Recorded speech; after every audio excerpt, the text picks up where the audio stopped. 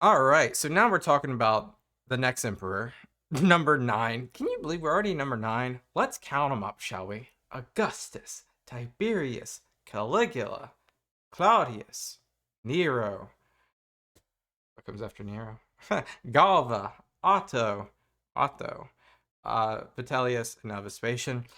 Vespasian's the 4th, and literally we're getting 4 in 1 year. This is the 4th. This is the guy that comes alive after Vitellius's demise. And yeah, let's learn a little bit more about Vespasian, shall we?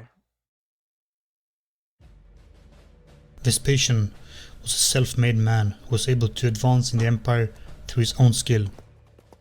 He started construction of Rome's most iconic monument and put Oh, really? Didn't know that. Well, I guess it's the Flavian dynasty, so Flavian amphitheater. That makes sense. the empire back on track after years of mismanagement under Nero and the subsequent civil war. However, when he Why even show this picture? was born, nobody would have been able to foresee his ascendance to Roman emperor. Vespasian was the last emperor of the year of the 4 emperors and the first emperor of the Flavian dynasty in Rome. All right. He was born 17 November 9 AD into what we can consider as Rome's middle class. So he was born, and he's seen 8 emperors since he was born, because he was born during Augustus. And Vespasian was reluctant to enter into public life, but was taunted by his mother to follow in his big brother's footsteps. Vespasian and his brother were the first in his family to become senators. And Vespasian was modestly successful, holding minor magistracies in his youth and climbing the Cursus Honorum. Despite the fact that Vespasian had a wife and 3 children, he also had a mistress, a woman named Antonia Canis, a freedwoman and a secretary to Antonina Minor, the grandmother to Emperor Caligula. And it's been theorized that this connection to the imperial household may have contributed to Vespasian's success in getting the praetorship in 39. And when Claudius became emperor in 41 AD, Vespasian was appointed legate of the legion's second Augusta, apparently with the help of Narcissus, one of Claudius's very influential freedmen. Which is when he would go to Britain, right? And when Claudius started the invasion of Britain in 43 AD, the second Augusta was one of the legions selected to take part. Overall command of the invasion was put on Aulus Plautius, but Vespasian played a major role and was sent to secure the southern coast of the island, penetrating as far as Cornwall. He captured 20 towns and hill forts in his time in Britain. That's a lot. That's a lot. And this earned him triumphal decorations as well as a consulship in 51, after which he retired from public life, having incurred the enmity of Claudius's wife, Agrippina, due to his apparent friendship with Narcissus, and he was awaiting a proconsular position in the provinces, which came in 63 when he was sent to Africa. The historian Tacitus writes that his rule was infamous and odious, while Suetonius claims that he was upright and highly honourable. What is known, however, is that he didn't leave richer than when he came, which suggests at least he didn't extort enormous sums of money from the province, which was almost expected from a politician to be able to pay for their earlier political career and get a good retirement fund. It is said that his economic situation was so bad that he had to sell his estates and even turned to the mule trade, granting him the nickname Mulio, or the muleteer. Interesting. So just took a step back, really. After his governorship in Africa, he accompanied Nero in his grand tour of all the games of Greece in 66. Oh, that's interesting. So he gets even closer. However, Vespasian got bored listening to Nero's singing and lyre rehearsals, and he often fell asleep, which seems to have angered the emperor, and Vespasian was dismissed from court. Because of that? And he was terrified that Nero would have him killed, so he fled to a small town to hide out. But soon he got the message from the emperor. He was to be sent to Judea to suppress the Jewish revolt in the region. Vespasian was picked for the job because Nero didn't fear him. He was of so low birth that he could never pose a threat to the emperor, and of course due to his military ability. The situation in Judea was near catastrophic. The governor had been killed, and when the governor of the neighboring province of Syria had moved in to crush the revolt, he had been ambushed with 2 legions, and one of them had lost their eagle. Interesting stuff. So a lot of things were going wrong in Judea. There was a superstition originating from Judea that the rulers of the world would come from there. That, along with religious tensions, were the spark of the revolt. Vespasian landed in April of 67 with 2 legions in Ptolemais, modern-day Acre. He was soon joined by his son Titus, along with the legion from Alexandria. He was also joined by local allies. His total force numbered around 60,000 soldiers, and he started his campaign by marching into Galilee, and many towns gave up without a fight. In Galilee he captured Josephus, who was left in Flavius Josephus, the Roman historian from Judea, fought against the Romans. overall command in the region by the revolt leaders in Jerusalem. He switched sides and joined Vespasian in his campaign, and he would later write an historical account of Vespasian's campaign in Judea. By the year 68, Jewish resistance in Galilee had been crushed. Vespasian proceeded by securing the coastline, setting up his headquarters in Caesarea. In the spring of 68, Vespasian continued his campaign in Judea proper, subduing rebel-held strongholds, progressing towards the Samarian highlands.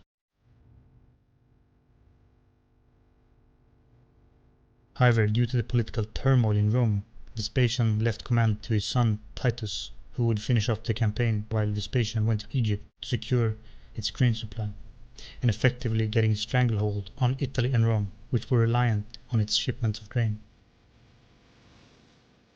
Meanwhile, in Rome, Nero had committed suicide after being declared an enemy of the state, at which point Galba had been proclaimed emperor. Galba would soon thereafter be murdered by the Praetorian Guards in a plot by Otho. So Otho had been proclaimed emperor, but he only sat on the throne for 3 months, and when he was defeated by Vitellius' forces in northern Italy, he committed suicide. See the theme? So Vitellius had been proclaimed emperor of Rome. Death. However, the troops who had been loyal to Otto were still discontent, and when the troops in Egypt proclaimed Vespasian as their emperor in June 69, they were quick to sign up. The legions of Syria, Judea, Moesia, Pannonia, and Illyricum declared for Vespasian. Yeah, the Danube legions really moved the needle here. The plan was that the governor of Syria would march into Italy and depose Vitellius. However, the Danube legions, under the command of Antonius Primus, were closer to Italy, so they entered northern Italy and defeated Vitellius' forces at the Second Battle of Belliacum and entered Rome to depose Vitellius. Okay, so we're basically caught up to where we were last time when we talked about Vitellius. Of course, Vitellius gets dragged out and killed, and the one thing that's interesting is Vespasian's brother dies too in this chaos. He was dragged from his hiding spot, tortured, and killed. During the fighting in the capital, Vespasian's older brother, Sabinus, had been killed, and the temple of Jupiter Optimus Maximus had been burnt down. Vespasian was now the sole ruler in the empire, and he was proclaimed emperor 21st of December 69 by the Senate. 10 years. Upon his ascension to the imperial throne, the empire was in a bad state. The years of civil war and previous mismanagement under Nero had seen the treasury emptied. The first order of business was therefore to restore the empire's finances. He did so by revoking the tax exemption granted to Greece by Emperor Nero after his tour in 66 to 67 AD, and introduced So Nero gave Greece a tax exemption? Under what? Why? the urine tax on public toilets. Wait, In a what? famous decree granted to Greece by Emperor Nero after his tour in 66 to 67 AD, and introduced a urine tax on public toilets. The urine tax? In a famous conversation Vespasian had with his son, who blamed him for taxing even urine, Vespasian responded by holding up a coin to Titus' nose, asking, "Does it smell?" Titus replied, "No." Yet Vespasian replied, "It's derived from urine. Money does not stink." So how does that work? I have to figure that one out later. If you want to let me know though. Unfortunately, much of Vespasian's rule is left a mystery. We don't know when he actually sailed to Rome. His trip had been delayed due to bad weather. He presumably entered Italy sometime during the year 70. Vespasian's rule was met with resistance almost from the start. In January of the year 70, And you would expect it from Gaul because this is where Vitellius rose from. Uprising occurred in Gaul and Germany, instigated by the Batavi, a Roman subject state in Germania. Yeah, the Batavian people helped Vitellius's generals during the First Battle of Bedricum. The same tribe who had assisted Vitellius in defeating Otto at the First Battle of Bedriacum. That's what I just said. This rebellion was however defeated by Vespasian's brother-in-law, Quintus Pitilius, by the end of the year 70.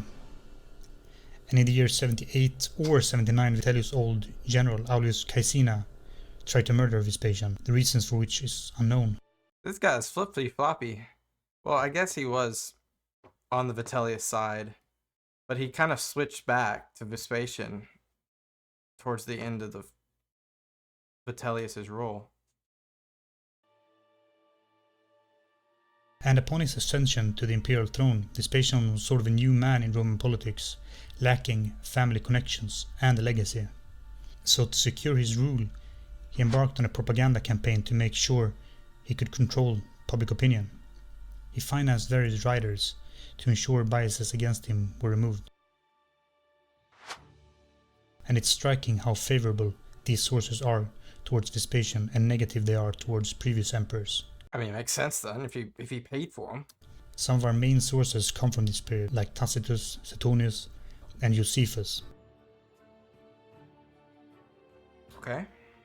Meanwhile, in Judea, Titus had been successful in besieging Jerusalem, and subsequently plundered the city, the spoils of which was to be used in the construction of Rome's most iconic building, the Flavian amphitheater, or better known as the Colosseum.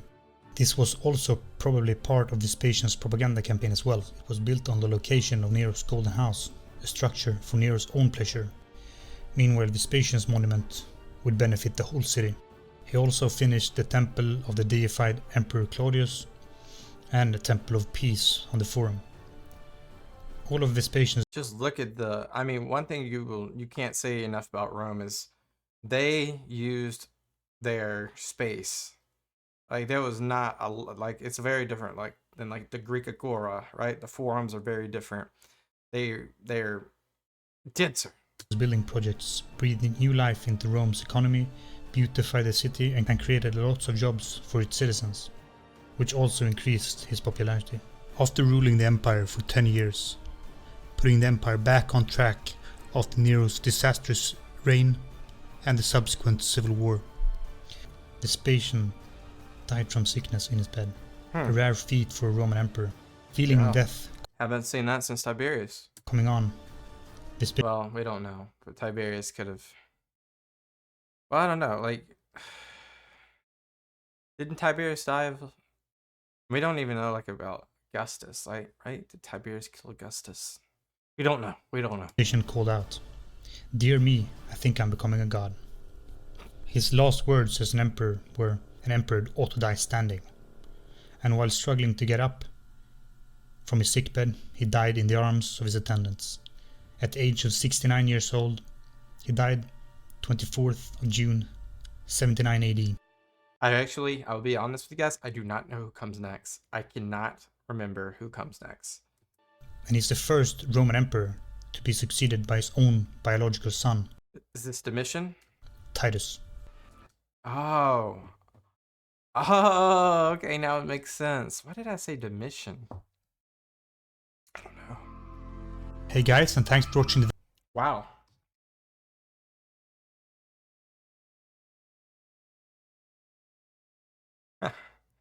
I think this really just comes to, this is like a, this is funny. This picture is like everything at once. I guess Vespasian, the real big thing about him is we really don't know a ton after, like, he takes rule, because he basically paid off all the people that's writing. So we really don't know what went on. I'd be curious to know if you guys do know what went on. So let me know below. Thank you guys for being here. I'll see you guys another day. Peace out and bye-bye.